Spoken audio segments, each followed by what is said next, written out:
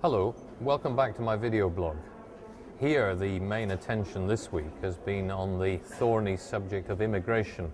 Our Justice and Home Affairs ministers meeting in Luxembourg are discussing what to do with people who are found to be here illegally without the proper residence permits, and how you return them to their countries of origin rather than allowing them to stay on. This is, of course, very difficult because some countries, particularly the northern countries, have very humanitarian laws about the circumstances in which people can be kept in detention and the way in which they can be sent back to their own country.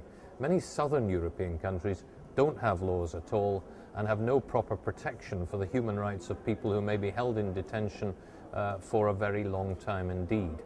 What we've come up with is an agreement which is going to be very difficult to hold together, both among the 27 governments and when it's voted in the European Parliament in 10 days' time. But I hope we can, because it provides a minimum standard for all of those found to be illegally staying, having to be told they're being sent back home, but giving them adequate protection, treating them humanely in the meantime. The other big issue this week has been the fishermen protesting here in Brussels. A near riot occurred when particularly French fishermen started overturning cars and hurling missiles at the police. Everybody knows that the fishermen are suffering. We've overfished our seas for too long. They are protesting now against fuel prices that have risen by over 200% in the last few years.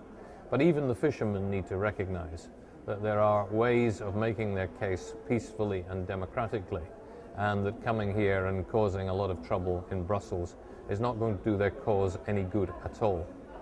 We all sympathize with the position of the fishermen, but we also recognize that we need a viable industry, one that will work in the long term, and that means one in which we're not overfishing our seas to the point of extinction of some fish stocks.